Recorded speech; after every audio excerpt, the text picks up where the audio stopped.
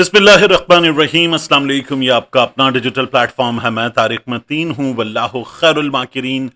अल्लाह सबसे बेहतर तदबीर फरमाने वाला है, वही बचाएगा मेरे देश को बलाओं से, जो बारिश में शजर से घोंसला गिरने नहीं देता, क्योंकि उसकी तदबीर तमाम तदाबीर की इमाम है। गुज़श्ता वीडियो में हमने टोटल लोकल पॉलिटिक्स पर बात की थी, जो जंग की सूरत हाल है।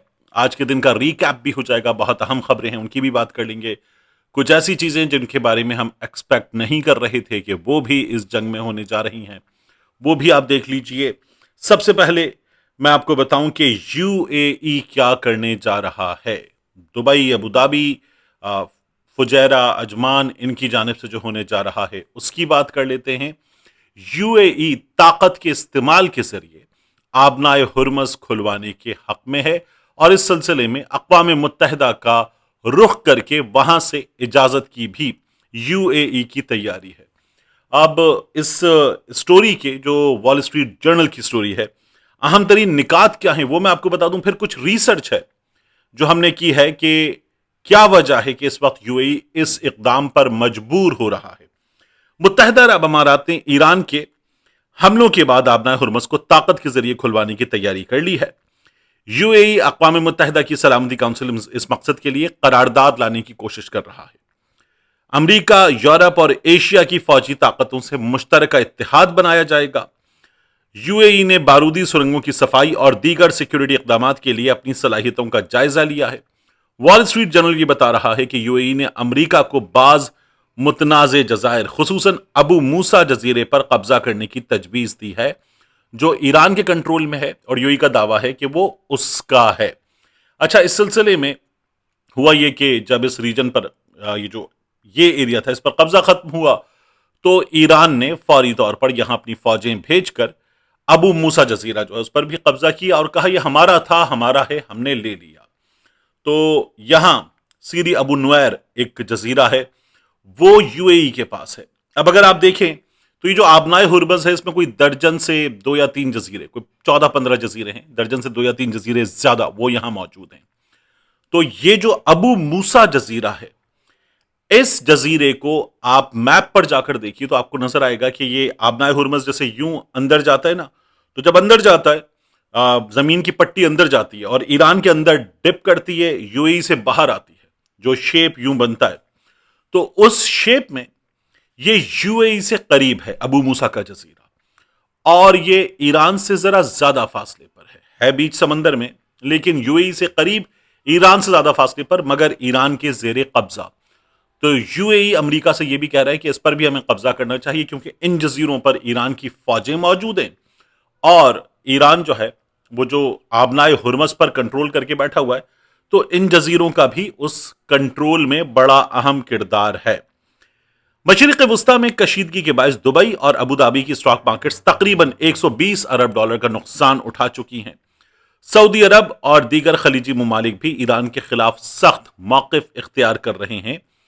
अब करारदाद जो अक़वाम मुत्तहिदा में लाई जाएगी उसे तैयार कर रहा है बहरीन, और अमरीकी 5th फ्लीट बहरीन में है। यूएई की पॉलिसी में यह बड़ी तब्दीली के तौर पर देखा जा रहा है। पहले वो ईरान और अमेरिका के दरमियान सालिसी कर रहा था। साबिक ईरानी ओहदेदार अली लारिजानी ने इसी सिलसिले में अबू धाबी का दौरा भी किया था। यूएई अब डोनाल्ड ट्रंप के मौक़िफ़ के करीब आ रहा है कि इत्तेहादी मुल्क जंग का ज्यादा बोझ उठाएं। ट्रंप जंग को आबनाए हुर्मस खुलवाए बगैर खत्म करने पर भी आमादा है। ये यूएई के लिए, सऊदी अरब के लिए, कतर के लिए, कुवैत के लिए बहुत बड़ी मुसीबत है कि अगर ट्रंप, जिसने जंग शुरू की है, वो निकल जाए और कहे जीत गए, तो फिर इन मुल्कों के लिए बहुत बड़ी मुसीबत है। देखिए, समझने की चीज यह है कि जो अमेरिका की तेल की तिजारत है, वो जो ट्रंप ने कहा था ना, जिसको लेना है ले ले, we have plenty of it, उनसे ले लो, हमसे ले लो, खुलवा लो, जाओ, वो जो गुस्से में ट्रूथ सोशल पे पोस्ट की थी, तो उसकी वजह यह है कि इस जंग में जो अमेरिका की तेल की तिजारत है, जो अमेरिका कमाता है, उस पर फर्क शायद 1 या 2% पड़ा है, लेकिन यूएई पर जो फर्क पड़ा है, सऊदी अरब पर जो फर्क पड़ा है, वो कुवैत, कतर की तो एलएनजी का भी मसला है, तो इन तमाम मुल्कों को जो फर्क पड़ा है, खुद ईरान को, वो है 11% से लेकर 38% तक। सबसे ज्यादा मुतासिर सऊदी अरब हुआ है। तो ये जो ममालिक मुतासिर हुए हैं, تو یہ پریشان ہیں. اگر ٹرمپ نکل گیا تو ٹرمپ کی تو پریشانی نہیں ہے. اور پھر ایک اور بات یاد رکھیے کہ یہ تو بیچنے والے ہیں، جو خریدنے والے ہیں ان میں چین ہے، ان میں چائنا کے ساتھ ساتھ تھائی لینڈ ہے، جاپان ہے، پاکستان ہے، انڈیا ہے، سری لنکا ہے، یہ ممالک ہیں، یہ بھی متاثر ہوتے ہیں. تو ان سب کے لیے ایک پرابلم کی سچویشن ہے، اور ان سب کو اس وقت اپنے ملکوں میں اندرونی طور پر ایک مشکل صورتحال کا سامنا ہے. پرائسز بہت اوپر چلے گئے. حکومتوں کے لیے، پولیٹیکل گورنمنٹ ہوتی ہے، اس کے لیے مصیبت ہوتی چلی جا رہی ہے. تو یو اے ای یہ تیاری کر رہا ہے. اب ٹرمپ کے ساتھ کیا ہوا؟ ٹرمپ نے، اور وہ جو مارکو روبیو تھا نا کہ بلینز آف ڈالرز ہم نے نیٹو میں خرچ کیے، نیٹو سے اس جنگ سے فارغ ہو جائے، دیکھیں گے نیٹو کا کیا کرنا ہے، نیٹو سے نکلنا ہے ہمیں اور ہمیں چھوڑ کر جانا ہے. یہ باتیں جو مارکو روبیو نے کی. ٹرمپ نے بار بار کہا جاپان آ جائے، برطانیہ آ جائے، جرمنی آ جائے، فرانس آ جائے، ہمارے ساتھ مل کر آبنائے ہرمز کھلواؤ، لیکن منع کر دیا گیا.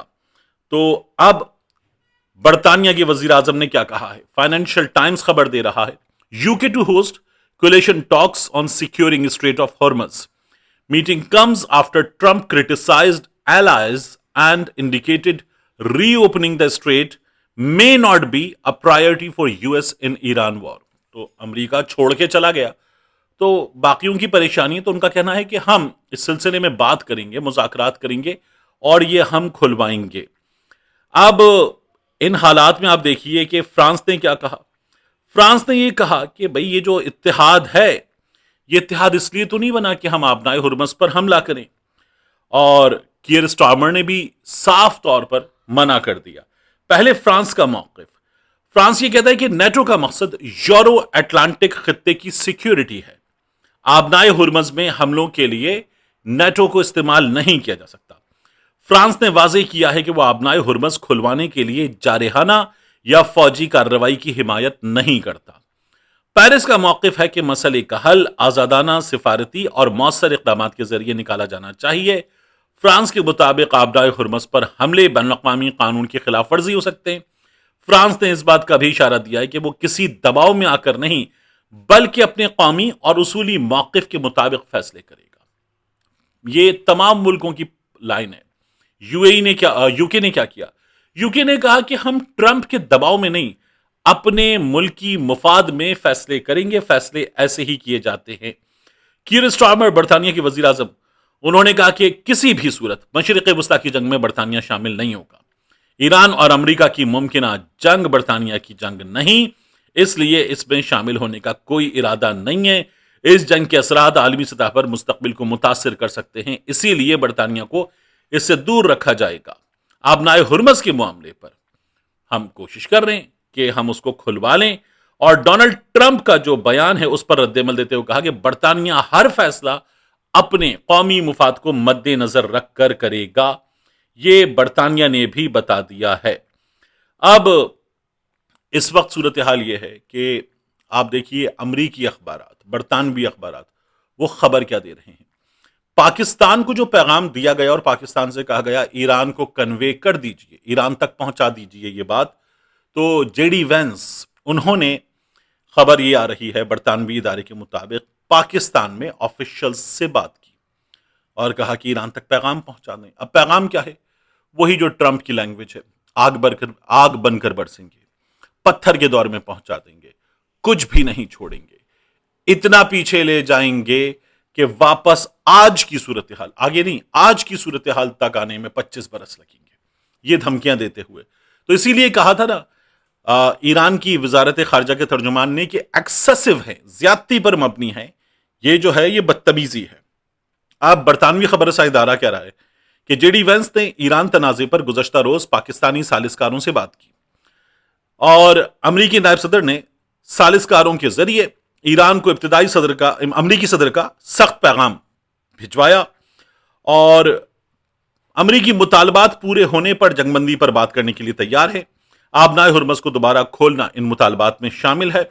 امریکی نائب صدر نے ایران تنازع پر گزشتہ روز یہ بات کی اور ٹرمپ کی مذاکراتی ٹیم میں کون کون شامل ہوگا یہ بھی بتایا. جے ڈی وینس خود شامل ہوں گے، وزیر خارجہ مارکو روبیو شامل ہوں گے، اسٹیو وٹکاف، جیریڈ کشنر ٹرمپ کا داماد، یہ لوگ شامل ہوں گے. امریکی نائب صدر جے ڈی وینس یہ کہتے ہیں کہ ٹرمپ کے صبر کا پیمانہ لبریز ہو گیا ہے، صبر جواب دے رہا ہے، جب تک ایران معاہدہ نہیں کرتا ایرانی انفراسٹرکچر پر حملے جاری رکھیں گے۔ اور ٹرمپ کو جو مشورہ مل رہا ہے وہ مشورہ یہ ہے کہ نکل اس جنگ سے، یہ جنگ مصیبت ہو گئی ہے اور ٹرمپ اب اس جنگ سے نکل سکتا ہے۔ یہ خبریں ہمیں پتہ چل رہی ہیں، یہ جو دھمکیاں ہیں یہ پہنچائی گئیں پاکستان کے لیے بھی، مطلب ہوتا ہے نا کہ یہ تو دنیا بھر کا اصول ہے، never shoot the messenger, but یہ دھمکیاں پہنچانا ایک بردر ملک کو، ایک پڑوسی کو، ناٹ این ایزی تھنگ۔ تو باقاعدہ طور پر یہ لکھا گیا کہ پاکستان کو بھی مشکل صورتحال سے دوچار کیا، اور اسی لیے پھر ایران نے کہا یہ بدتمیزی ہے، جس طرح کی وہاں سے لینگویج یوز کی جا رہی ہے اور جس طرح سے شہریوں پر حملے کیے گئے ہیں، اس کے بعد یہ سب کچھ کرنا۔ ایران سگنیٹری ہے انٹرنیشنل اٹامک انرجی ایجنسی کے معاہدوں کا، این پی ٹی کا، نان پرولیفریشن ٹریٹی کا۔ نان پرولیفریشن ٹریٹی کا جو اسرائیل ہے وہ تو سگنیٹری نہیں ہے، وہ آئی اے ای اے کے معاہدوں کا پابند نہیں ہے، ان سے تعاون نہیں کرتا ہے۔ ایران یہ سب کچھ کرتا ہے، ایران میں یہ سارے دورے ہوتے ہیں، اس کی سائٹس کا انسپیکشن ہوتا ہے، سب کچھ ہوتا ہے، اور پھر بھی ایران جس پر جنگ مسلط کی گئی، جس پر حملہ کیا گیا، جس کو اس جنگ میں باقاعدہ طور پر زبردستی جھونکا گیا، اس کے بارے میں یہ کہا جا رہا ہے کہ وہ ایگریسر ہے، اور اسرائیل جو ہے وہ مظلوم ہونے کا کارڈ کھیل رہا ہے دنیا کے سامنے۔ اس وقت یہ سچویشن ہے۔ آخر میں جاتے جاتے میں آپ سے عرض کروں، فضل الرحمان صاحب جس طرح سے اہمیت اختیار کر گئے، اسلام آباد میں ان کا گھر اہمیت اختیار کر گیا، اس سے نظر آ رہا ہے کہ ترمیم آنے جا رہی ہے، کیونکہ ہوا یہ کہ بلاول بھٹو زرداری نکلے سندھ کی حکمران جماعت کے سربراہ، اس کے بعد مولانا فضل الرحمان سے ملنے پہنچے جی ڈی اے کے لوگ، پیر صاحب پگارا کے لوگ، ان کی ٹیم، پیر صاحب پگارا کا پیغام پہنچایا، سندھ کی سیاسی صورتحال پر بات ہوئی، اور فضل الرحمان صاحب سے یہ اہم ملاقات ہوئی۔ فضل الرحمان صاحب کی جماعت کے راشد محمود سومرو، لاڑکانہ، بڑے ٹھیک ٹھاک سٹیکس ہیں انٹیریئر سندھ میں۔ خیبر پختونخوا کے بعد ان کی جماعت کے سب سے زیادہ کہیں سٹیکس ہیں تو وہ انٹیریئر سندھ میں ہیں۔ وہ وہاں ایسے مظاہرے بھی کر چکے ہیں کہ جس میں زمین پر بیٹھ گئے، سڑک پر بیٹھ گئے تو رینجرز والوں کو سڑک کھلوانا بھی مشکل ہو جاتا ہے۔